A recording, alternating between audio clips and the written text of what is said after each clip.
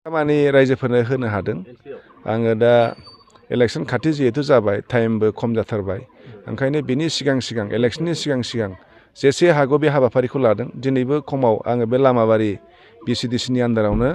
गासै आसाम दर्शन माबा माबि लाजोबबा खिजानि 20-25थासो स्किम जागोनदां बेनि फिथा हागासिनो दङ जेरै आदर्श देखाफुलियाव फिथा हादों प्रधान बस्तियाव फिथा हादों एनसि लामाबारियाव हादों किसानपुराव हादों दा नैबेहाय माबायाव हाटखलायाव आरो बिनिफ्राय मा होनगोन आङो लामाबारि high school M E school आरो बिनिफ्राय नैबे मा होनोमोनलाय रामानुज इंलिश स्कुल आरो बिनि बादैबो दंबावो आं बावजोब्बायसो लामाबारियाव गणेश मन्दिर दं टिकेटलायाव माबा दङ मा होनो टिकेटलायाव कालचारेल स्टेज दं ओरैजाय निजोराथिं लामा दं आरो फ्राय बाथौ मन्दिर आरो बिनिफ्राय ग्रामथान गिर्जा बेफ्राव अनेक स्किम दङ आरो बे साननैसोनि गेजेरावथ' आरोबाव फाखा लामा बहुद फैबावसिगोन टेन्डार जागासिनो दङ जोंनि माजबाराव खमावबो 22थासो गोदान फाखा लामा जाबावगोन गोदान दलं जाबावगोन दा बेफोरखौ बेखेवजोबनो टाइमानो थोलायबाय जानानै दं आरो ओंखायनो उन्नयन होनोब्ला जौगानाय होनोब्ला बर्थमान माजबाराव जथेस्थ' जादों आङो टाइम मोनजोबैनि हास्लाबाखै सानसेयावनो 10ता 12ता 15ता लागै जि हायो एसे बेखेवदों आरो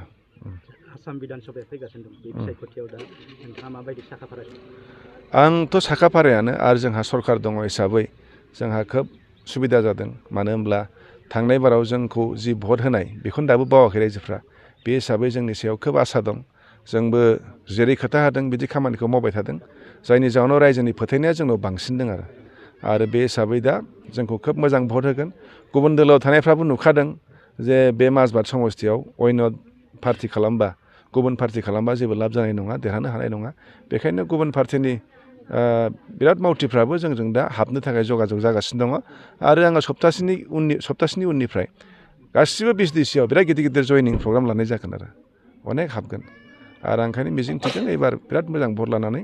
देरहाफिनबावनो हागोन आरो बिटिसिआव खैथासो सिट गेलेगोन बिटिसिआव दासिम फर्मेल जायाखै ओरैनो निउस मिडिया खोनाबाय थादों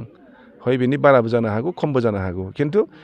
माने बिजेपिआबो मोनगोन जोंबो मोनगोन बे क्लियार खिन्थु 15थायाव 15थाबो बिपिएफ गेलेगोन बेथ' नङा जोङो मोनसे दोलोजों एलायन्स जाबाय हिसाबै भागा जाखागोन खिन्थु दाख्लै जि बुंदों निउसाव जि ओंखारनाय आन्दाज खालामनानै 11ता मोनब्रै बेबो जानो हागौ बेबो नंखाय होननानै बुंनो हाया थ' बे रोखोमैनो थांगोन जोंहा बे हिसाबै बिटिसिआव जिहेथु जोङो गोदो 11-12 मोनबाय थायोमोन बेनो थागोन नाम्बारा खिन्थु सिटआ बारायदों हिसाबै जोंनाव मोनब्रै सिट जेनेबा जोंनि लोगो दोलोफ्रा मोननो हागौ आरो खिन्थु बिपिएफ हिसाबै आगोलनि जि पजिसन बेनो थागोन सारनि सायाव सिन्डिकेटनि सायाव गोबां अजद दैखांदों सुबुं माहारिफोरा गोबां बुंदों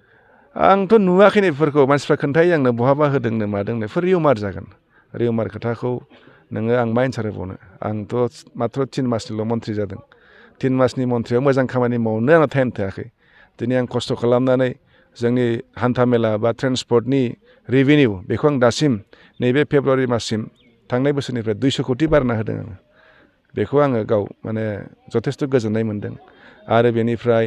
नैबे डिपार्टमेन्टआव 7 बोसोर 8 बोसोरावबो प्रम'सन मोनाखैमोन दाख्लै आङो 100निबो बारा मानसिफोरनो प्रम'सन होबाय आरो दा 1100 एसटिसिनि जायफोर मा होनो 1100 जायफ्रा कन्ट्रेक्सुवेल एसटिसिनि बिथांमोननि सेलारिया दिनैसिमबो बारायफेराखै बेखौ बारायनोबो आं दाखालि केबिनेटआव प्रस्ताब होदों गबायमोन नाथाय मोननैसो कन्डिसननि थाखाय दोनफिनदों फैगोन केबिनेटआव 1100 कन्ट्रेक्सुवेल माबाफ्रा साख्रिआवलाफ्रा इनक्रिमेन्ट मोनगोन दरमा बारायगोन आरो इयारलि इनक्रिमेन्ट मोनगोन बेफोर खामानिखौ मालाबाबो ट्रेन्सपर्ट बिभागाव मावफेराखैमोन आरो जा रड सेफ्टिनि खेथ्रआव एक्सिडेन्टआ आगोलनिख्रुइ अनेक पार्सेन्ट खमायदों आरो थैनायनि संख्याया बहुद खमायदों